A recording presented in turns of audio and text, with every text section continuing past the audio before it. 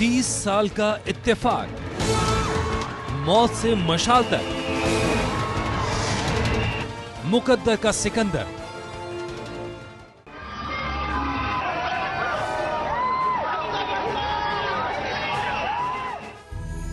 छब्बीस जुलाई 2012 लंदन की सड़कों पर ओलंपिक की मशाल लेकर दौड़े अमिताभ बच्चन।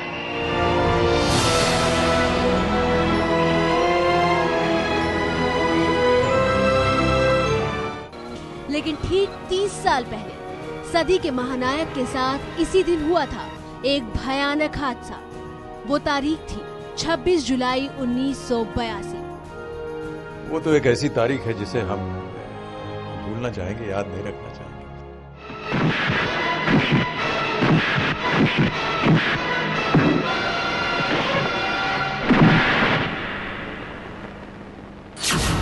साल 2012 की 26 जुलाई को अमिताभ मशाल लेकर दौड़ रहे हैं।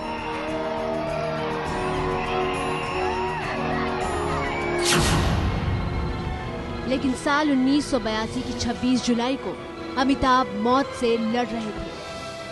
तारीखों के इस खेल में गजब का संयोग है, ठीक वैसा जैसा अमिताभ बच्चन की फिल्मी कहानियों में हुआ करता है। लेकिन 30 साल पहले अमिताभ बच्चन की जिंदगी में जिंदगी और मौत ने भी ऐसा ही ड्रामा खेला था। कुली फिल्म की शूटिंग के दौरान हुए हादसे ने मानो अमिताभ को छीन ही लिया था। 59 दिन तक मौत से लड़ते रहे अमिताभ बच्चन और 59 दिन की लड़ाई के बाद सिर पर खड़ी मौत को हराकर वापस लौटा था सदी का महानायक। और अब 30 साल बाद जैसे अमिताभ मौत को मुंह चढ़ाते हुए लंदन की सड़कों पर दौड़ रहे हैं। ये हमारे जितने भी चाहने वाले हैं जिन्होंने प्रार्थना की हमारे लिए, उनकी जो सद्भावना थी और प्रार्थना थी, उन्हीं की वजह से आज मैं जीवित हूँ। 69 साल के अमिताभ बच्चन को आज पूरी दुनिया ने लंदन की सड़कों पर दौड़ते हुए देखा। 69 साल की उम्र में भी अमिताभ के हौसले में कोई कमी नहीं थी। उनकी फिटनेस को देखकर ये लगा ही नहीं कि उन्होंने जिंदगी में मौत से भी एक जंग लड़ी थी।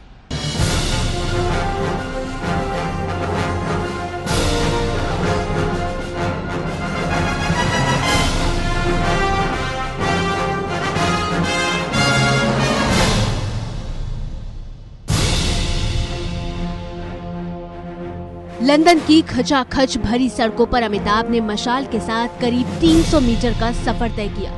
अमिताभ ने पहले हल्की चहलकदमी की और फिर वो थोड़ा सा दौड़े भी।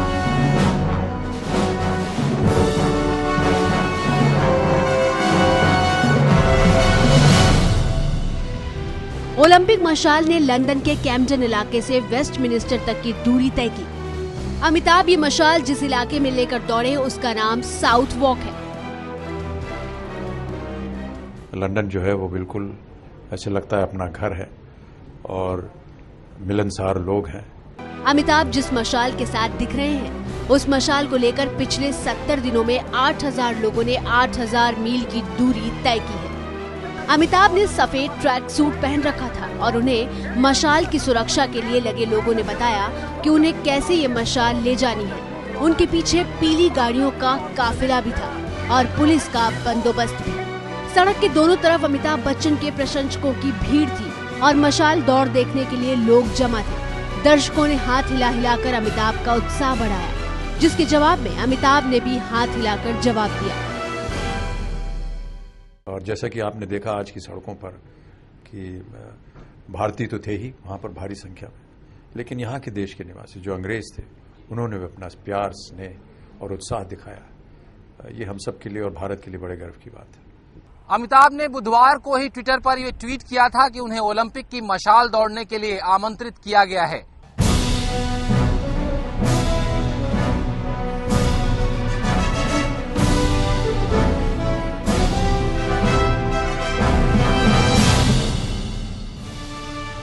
अमिताभ को आज ये मौका मिला और उन्होंने बड़े जोश के साथ 300 मीटर का सफर तय किया। इसके बाद उन्होंने मशाल दूसरे खिलाड़ी को सौंप दी।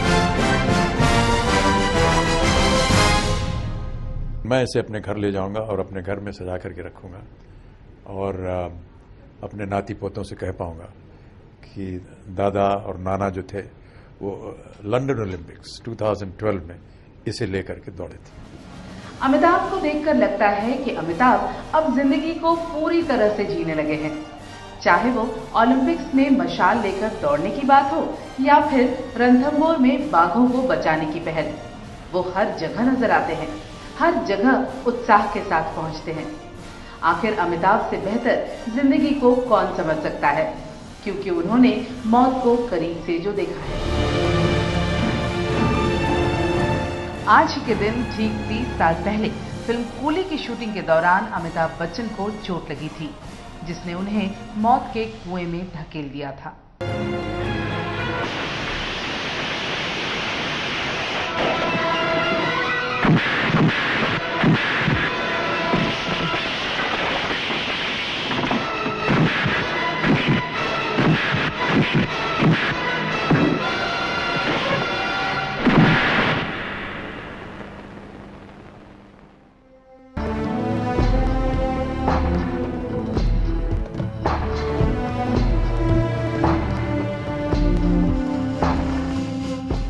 कैंडी अस्पताल में अमिताभ बच्चन का जन्म हुआ था, दूसरा जन्म।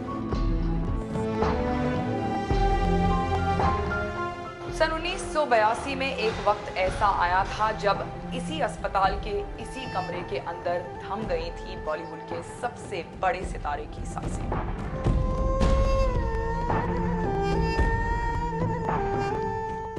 एक दो दिन नहीं बल्कि पूरे 2 हफ्तों तक अमिताभ बच्चन यहाँ जिंदगी और मौत के बीच झूलते रहे।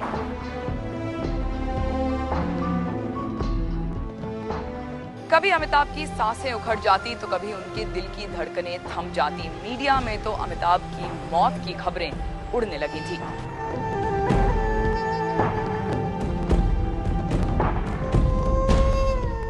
अमिताभ के इलाज में जुटे डॉक्टरों को भी कई बार लगा कि अब वो इस दुनिया में नहीं रहे।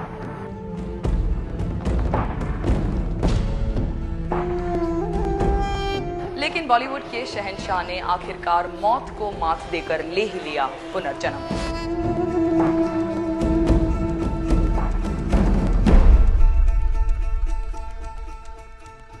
महज एक मुक्के ने अमिताभ बच्चन को मौत की मुंह तक धकेल दिया। फिल्म कुली की शूटिंग के दौरान एक स्टंट सीन करते हुए अमिताभ बच्चन को जोरदार मुक्का लगा, घुसा लगा। इस मुक्के की वार और रफ्तार इतनी तेज थी, इतनी घातक थी कि उसने अमिताभ बच्चन को मृत्युशैया पर लिटा दिया।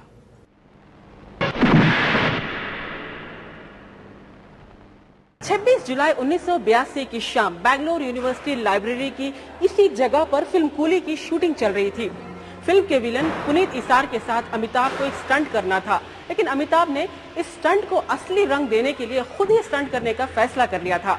लेकिन फाइट सीन के दौरान अमिताभ के पेट में वो चोट लगी जिससे सारी दुनिया, सारा देश हिल गया।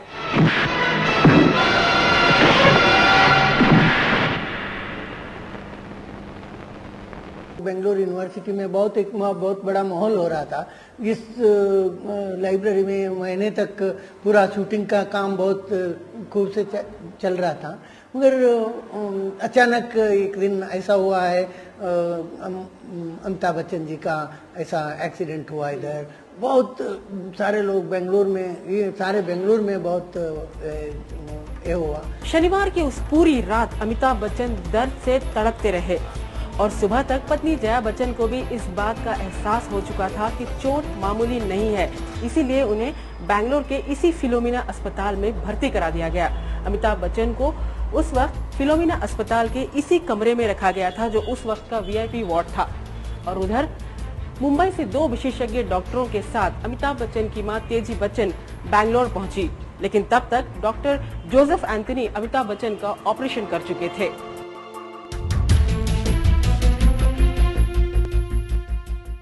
Challenging was that I did not know how important Amitabh Bachchan was, because I was not aware that he was such a famous actor. All the same, I was asked to consult on him. I did a consultation and recommended that he be admitted and observed and operated if necessary. अगर intestine का कटने का हम diagnose नहीं कर पाए time पे और उससे निकलने वाले जो तेजाब है बेसिकली जो हमारे खाने को पचाता है, वो अगर सारे पेट में फैल जाए और उसको हम किसी वजह से डायग्नोज नहीं कर पाएँ, जैसे कि उस टाइम पे फैसिलिटीज़ डायग्नोसिस की बहुत कम थी, तो उस केस में इन्फेक्शन जो है वो पूरे पेट में फैल सकता है और पेट के थ्रू पूरी बॉडी में भी फैल सकता है। हादसे के महज 2 दिन के बाद अमिताभ की हालत बेहद नाजुक हो गई थी। अस्पताल में डॉक्टर दर्द निवारक दवाएं देकर उनका इलाज कर रहे थे, लेकिन मौत धीरे धीरे उनकी तरफ बढ़ती जा रही थी। और उसी दौरान इस अस्पताल में किसी और मरीज का इलाज करने आए डॉक्टर भट्ट ने उस वक्त उनका मर्ज सबसे पहले पहचाना और डॉक्टर भट्ट ने ये कहा कि अमिताभ की आंत फट गई है और उससे पस आ रहा है। We admitted him in one of the rooms here, and I did not know that he needed so much security. Later on, I was told it has to be massive security arrangements should have been made. So we gave the entire corridor, closed it for his care, and we took care of him. डॉक्टरों की इस एक चूक ने महानायक के लिए मौत की घंटी बजा दी थी। आंत का इन्फेक्शन दिल तक पहुंच चुका था और अगर ये इन्फेक्शन फैलकर दिमाग तक पहुंच जाता तो अमिताभ के बचने की उम्मीद खत्म थी। मामले की गंभीरता को देखते हुए फौरन ही अमिताभ बच्चन का ऑपरेशन कर दिया गया और कहा गया कि ऑपरेशन कामयाब हुआ है। The impact was against the intestine, which was compressed against the back wall of the abdomen, and this had caused a contusion and later it perforated.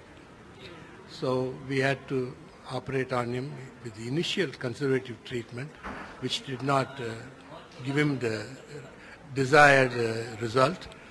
So we advised surgery, and they took some time to give the permission, and we operated on him, and the perforation was found and it was closed. Operation के बाद अमिताभ की हालत और बिगड़ती चली गई। डॉक्टरों ने उनके बचने की उम्मीद छोड़ दी और उनके परिवार वालों उनके बच्चे को बुलाने के लिए कहा ताकि आखिरी मुलाकात हो सके, लेकिन बच्चन परिवार ने उम्मीद नहीं छोड़ी और हादसे के 6 दिन बाद इलाज के लिए मुंबई ले जाने का फैसला किया, एक जोखिम भरा फैसला। क्लियर कट इंजरी अगर नहीं है तो उसके लिए CT scan definitely better investigation है, जो उस टाइम पे अवेलेबल नहीं थी।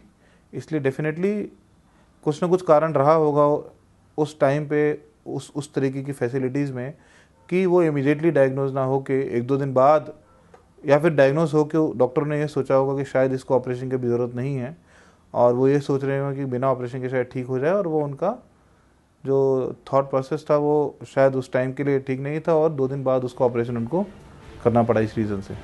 हादसे के 6 दिन के बाद शुक्रवार की रात 9 बजे एक एम्बुलेंस अमिताभ को लेकर बैंगलोर के HAL एयरपोर्ट पहुंची, लेकिन विमान रात में 1 बजे ही उड़ान भर सका क्योंकि विमान के अंदर की सीटें उखाड़ी गई ताकि अमिताभ को फर्श पर लिटाया जा सके, और आधी रात में बेहोशी की हालत में ये विमान अमिताभ को लेकर मुंबई की ओर रवाना हो गया। हादसे के 7 दिनों बाद बेहद गंभीर हालात में अमिताभ बच्चन को लेकर विमान जब मुंबई के सांता क्रूज हवाई अड्डे पर उतरा तो सामने नई मुसीबत रास्ता रोके खड़ी थी। अमिताभ बच्चन के चाहने वालों का हुजूम एयरपोर्ट पर खड़ा था और ऊपर से हो रही मूसलाधार बारिश ने मुश्किलें और बढ़ा दी थी। लेकिन किसी तरह बचते बचाते शनिवार की सुबह तकरीबन 4 बजे अमिताभ बच्चन को मुंबई के ब्रीच कैंडी हॉस्पिटल के इंटेंसिव केयर यूनिट में दाखिल करा दिया। Being a good patient, I can say he must have been in severe pain with so many tubes in his abdomen, but we didn't give him a single sedation. Excellent patient in every way, obedient, cooperative. अगस्त का नया महीना, नए डॉक्टरों की team के साथ अमिताभ बच्चन का नए सिरे से इलाज शुरू तो हो गया, लेकिन उनकी हालत संभलने की बजाय बिगड़ती चली गई। मैंगलोर से मुंबई पहुंचने के 2 दिन बाद ही डॉक्टरों ने अमिताभ का दूसरा ऑपरेशन करने का फैसला किया क्योंकि उनकी आंत में अब भी पस रिस रहा था। ब्रीच कैंडी में दूसरे ऑपरेशन के बाद भी अमिताभ की हालत नहीं सुधरी। उनकी आंत का घाव मौत का घाव बनता जा रहा था। अस्पताल में तो अमिताभ मौत से जूझ रहे थे, लेकिन बाहर उनकी मौत को लेकर अफवाहें गर्म हो रही थी। मीडिया में अमिताभ की तबीयत को लेकर कई कयास लगाए जा रहे थे और एक अखबार ने तो जल्दबाजी के चक्कर में उनके निधन की खबर भी छाप डाली थी। अमिताभ की गंभीर सेहत का हाल देश विदेश के अखबारों की सुर्खियां बनने लगा। परिवार के साथ अमेरिका के दौरे पर गए राजीव गांधी को जब उनकी खराब सेहत का पता चला तो वो अपना दौरा बीच में ही छोड़कर मुंबई लौट आए। अमिताभ से मिलने के लिए राजीव गांधी सीधे एयरपोर्ट से आधी रात को ही ब्रीच कैंडी अस्पताल पहुंचे। 2 दिनों के बाद तत्कालीन प्रधानमंत्री श्रीमती इंदिरा गांधी भी ब्रीच कैंडी अस्पताल अमिताभ का हालचाल जानने पहुंचे। ब्रीच कैंडी अस्पताल के इसी कमरे में 2 ऑपरेशन के बाद भी जब अमिताभ के आंत में पस बनना बंद नहीं हुआ तो खास तौर पर लंदन से 2 डॉक्टरों को मुंबई बुलाया गया। अपने खास उपकरणों और दवाइयों के साथ जब ये डॉक्टर ब्रीच कैंडी अस्पताल पहुंचे तो अमिताभ बच्चन की हालत बेहद खराब हो चुकी थी। डॉक्टरों ने तीसरी बार उनका ऑपरेशन किया और उनके आंत में पड़े घाव को एक खास तकनीक के जरिए सुखाकर जोड़ भी दिया, लेकिन मौत अभी भी अमिताभ के सर पर मंडरा रही थी। जितना पहले ऑपरेशन में जितनी डिले हम करेंगे, दूसरे ऑपरेशन करने की चांस उतनी ज़्यादा बढ़ेगी। पहले ऑपरेशन में यूजुअली रिपेयर किया जाता है और पूरे पेट की सफाई की जाती है। फिर भी कई जगह ऐसा होता है कि पस का या इन्फेक्शन का फोकस रह सकता है, या फिर जो हमने रिपेयर किया है वो रिपेयर सक्सेसफुल नहीं होता है। उन दोनों ही कंडीशंस में दोबारा ऑपरेशन करना पड़ सकता है। ब्रीच कैंडी अस्पताल के आईसीयू में 10 से 12 डॉक्टरों की टीम अमिताभ बच्चन को मौत के मुंह से निकालने के लिए दिन रात जूझ रही थी, लेकिन तीसरे ऑपरेशन के बाद भी अमिताभ मौत से जूझ रहे थे। ऑपरेशन के 2 हफ्ते बाद तक उनकी तबीयत पिचकोले खा रही थी। कई बार वो मौत के मुंह से लौट कर आए। स्प्लीन क्यों कैसे जानलेवा हो सकती है कि उससे ब्लड लॉस होता है काफ़ी। अब शरीर में after all the quantity of blood तो एक लिमिटेड अमाउंट में ही अवेलेबल है, अराउंड 5 लीटर्स। तो जब इसमें से मान लो लीटर या 1.5 लीटर बह जाएगा तो वो सारे शरीर पे, सारे अंगों पे असर करेगा। दूसरी बात यह है कि जब पस फैल जाएगी ब्लड में, सेप्टिसीमिया का रूप धारण कर लेगी और सारे ऑर्गन्स अफेक्ट होंगे, तो बिल्कुल ठीक है आपकी बात कि वो हार्ट को भी अफेक्ट करेगी, वो किडनीज को भी अफेक्ट करेगी, लंग्स को भी अफेक्ट करेगी। अगस्त 1982 के आखिरी 2 हफ्ते अमिताभ बच्चन के परिवार और उनके चाहने वालों पर कयामत की तरह गुजरे। इस दौरान कई बार 10-15 मिनट के लिए अमिताभ बच्चन की सांसें, उनके दिल की धड़कन एकदम रुक जाती। ऐसा लगता मानो वो अब नहीं रहे, लेकिन हर बार कभी डॉक्टरों की समझदारी और कभी किसी दवा के इस्तेमाल से उनमें बार बार नई जान लौटती रही। सेप्टिसीमिया कई बार इस मात्रा में बढ़ जाता है कि पेशेंट को कई बार कार्डियक अरेस्ट भी हो सकता है, कई बार उन्हें वेंटिलेटरी सपोर्ट पे डालना पड़ता है। वेंटिलेटरी सपोर्ट में मतलब है कि उनको रेस्पिरेटरी अरेस्ट हो जाता है, वो सांस खुद नहीं ले सकते हैं, उनको मशीन पे डालना पड़ता है। और कार्डियक अरेस्ट का मतलब है कि उनका हार्ट बीट बंद हो जाती है। शूटिंग के दौरान पेट पर इतनी भारी चोट की आंत ही फट गई। उसके बाद बेंगलोर में दर्द और बेबसी के 3 दिन गुजरे, फिर एक गंभीर ऑपरेशन और फिर 3 दिन बाद बेंगलोर से मुंबई के लिए एक जोखिम भरी उड़ान। मौत लगातार अमिताभ का पीछा कर रही थी। मुंबई में 3 दिन बाद 2 और गंभीर ऑपरेशन हुए। आखिर शरीर कितना सहेगा, लेकिन सदी के महानायक ने दर्द को सहद और मौत से लड़ा दिया।